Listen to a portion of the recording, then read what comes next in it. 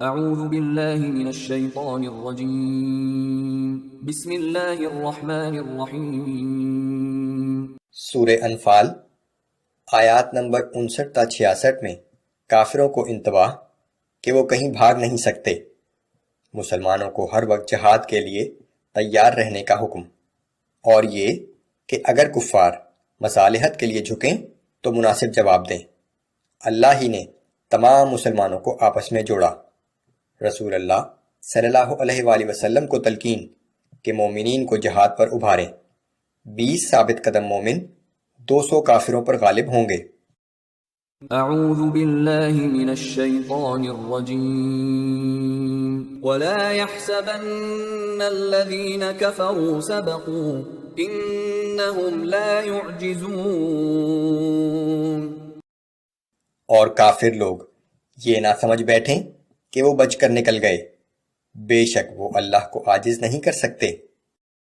وَأَعِدُّوا لَهُم مَّا اسْتَطَعْتُم مِّن قُوَّةٍ وَمِن رِّبَاطِ الْخَيْلِ تُرْهِبُونَ بِهِ عَدُوَّ اللَّهِ وَعَدُوَّكُمْ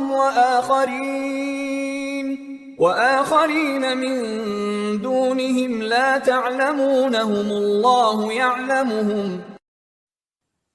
اور اے مسلمانوں، کافروں کے مقابلے کے لیے ہر ممکن حد تک سامان جنگ اور تیار بندھے رہنے والے گھوڑے مہیا رکھو، تاکہ اس تیاری کے باعث تم اللہ کے دشمنوں اور اپنے دشمنوں کو خوف زدہ کر سکو، اور ان دوسرے دشمنوں کو بھی جنہیں تم نہیں جانتے مگر اللہ جانتا ہے۔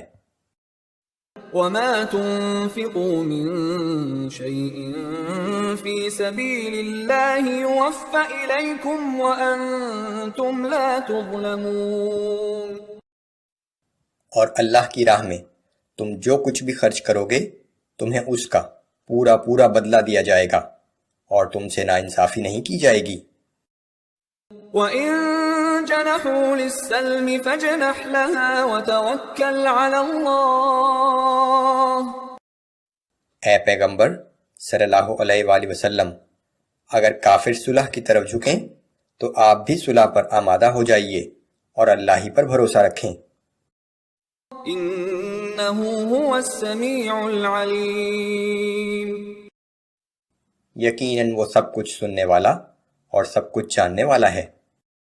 وَإِن يُرِيدُوا أَن يَخْدَعُوكَ فَإِنَّ حَسْبَكَ اللَّهُ۔ اور اگر یہ لوگ آپ کو دھوکہ دینے کا قصد کریں گے تو یقین کیجئے کہ اللہ آپ کے لیے کافی ہے۔ هُوَ الَّذِي أَيَّدَكَ بِنَصْرِهِ وَبِالْمُؤْمِنِينَ۔ وہی تو ہے جس نے آپ کو اپنی مدد کے ذریعے اور اہل ایمان کے ذریعے قوت عطا فرمائی۔ وَأَلَّفَ بَيْنَ قُلُوبِهِمْ۔ اور ان مومنوں کے دلوں میں باہمی الفت پیدا کر دی۔ لو انفقت ما في الارض جميعا ما الفت بين قلوبهم ولكن الله الف بينهم۔ اگر آپ روئے زمین کی ہر چیز خرچ کر ڈالتے تو بھی ان کے دلوں میں باہمی الفت پیدا نہیں کر سکتے تھے، لیکن اللہ نے ان کے درمیان محبت و الفت پیدا کر دی۔ انه عزیز حکیم۔ بلا شبہ وہ کمال قوت اور کمال حکمت کا مالک ہے۔ یا ایھا النبی حسبک اللہ ومن اتبعک من المؤمنین۔ اے نبی صلی اللہ علیہ وآلہ وسلم، آپ کے لیے اللہ اور آپ کا اتباع کرنے والے مومنین کافی ہیں۔ یا ایھا النبی حرض المؤمنین علی القتال۔ اے نبی صلی اللہ علیہ وآلہ وسلم، مسلمانوں کو جہاد کی ترغیب دیجیے۔ ان یکن منکم 20 صابرون یغلبوا 200۔ اگر تم مسلمانوں میں سے 20 آدمی ثابت قدم رہنے والے ہوں گے تو 200 کافروں پر غالب رہیں گے۔ وَإِن يَكُن مِّنكُم مِّئَةٌ يَغْلِبُوا أَلْفًا مِّنَ الَّذِينَ كَفَرُوا بِأَنَّهُمْ قَوْمٌ لَّا يَفْقَهُونَ۔ اور اگر 100 آدمی ثابت قدم ہوں گے تو 1000 کافروں پر غالب رہیں گے۔ اس کی وجہ یہ ہے کہ کافر ایسے لوگ ہیں کہ کچھ بھی سمجھ نہیں رکھتے۔ الآن خفف اللہ عنکم وعلم ان فیکم ضعفا۔ اے مسلمانوں، اب اللہ نے تم پر تخفیف فرما دی، اس نے جان لیا کہ تم میں کمزوری ہے۔